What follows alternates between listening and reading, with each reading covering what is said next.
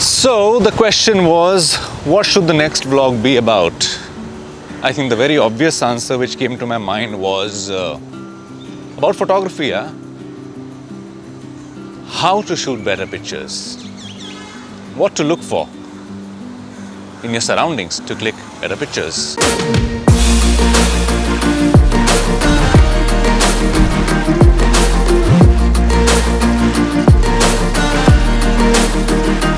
AC. Oh, this Mumbai heat. But Delhi is worse because I just came back from Delhi last week, and over there, even in the shade, you're like burning, you're like literally, it's as though you are inside a microwave. So this is still a little better, even though you're getting baked, but at least you sweat a little so you don't feel the heat. Well, I guess that's why they call it the Indian summer. All right, so about photography. So what is the most important thing in photography? Do you need a great camera? Or can you just click great pictures from your phone? And I'm sure you know that I will say that you can click great pictures with almost anything. Be it a camera, be it a phone, be it... What else do you click pictures with? Yeah, I mean, any kind of a camera basically. You don't need a very fancy camera, you don't need very expensive lenses, you don't need great lights. Of course, you need them for certain things, but generally, you need to have an eye for it. Beauty lies in the eyes of the beholder and also the camera holder. Let's talk about this a little more. So lighting is everything. Lighting is everything in photography, and well, the angle of light, the intensity of light, and the quality of light. These three things matter. Also, a nice background and a nice subject. We'll talk about all of this one by one.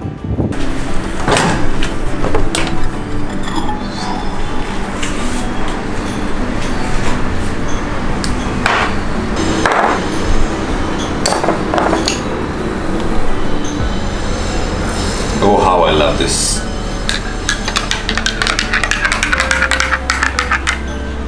Not an ad for Nescafe Gold, but my vlog needs to have some coffee in it. Where's my coffee cup? Cheers. Very hot. Let's not do this for the take. Continuing. Let there be light.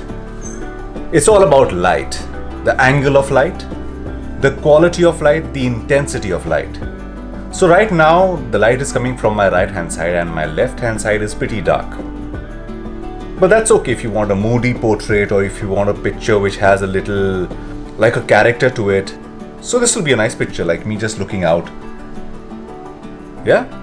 Now what if I change the direction of the light? As in, now what if I face where the light is coming from? Supposing this way. Now, there is an obvious difference in the way the light was falling on my face. So previously I only had one side of my face lit up. Now the front side of my face is lit up. I'm lit up from the front. The light is coming from this direction onto my face. So the shadows are on neither sides. I only have a little shadow under my nose and under my chin. So this is what we call a flat lit image. The light is coming directly from the front on the subject. Sometimes it looks nice, but that also depends on the intensity and the angle. For example, okay, so right now I am in front of this one light which is again directly in front of my face, and previously I had a window light which was directly in front of my face, because of course you can't replicate natural light, as in it is very difficult to exactly replicate natural light. Of course, big DOPs and photographers for big projects get such big lights or heavy duty lights or extremely powerful lights and use diffusers and butter paper and whatnot to diffuse the light and make it look like daylight. But let's not go there. But right now we're talking about basic difference in lights and the kind of the quality of light basically. So right now this is the LED light which is right in front of my face, and there's a big difference of course. Even though this is also right in front of my face, but this is a small source of light. It is a light which is this big. So the smaller the size of the light, the harder the impact. As in, the smaller the light, the harder the shadows, the harsher the light.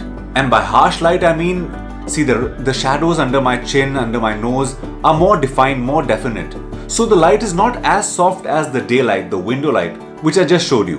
Well, I can go on and on and on. I mean, this is a big subject which people study for years, and still they keep experimenting. So it is a practice and a study which you need to do for years to really understand how light functions. Light is beautiful, but how to use it, how to diffuse it, how to angle it, at what intensity, from like right now there's a light which is lighting this backdrop over here, there's a light at the back, there's a light in the front, there are some highlights, there are some shadows, some softer than the other.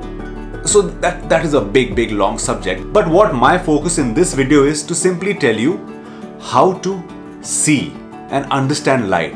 Basically, if you want to get into photography, or if you are keen in clicking good pictures or shooting good videos, the main thing to start with is light.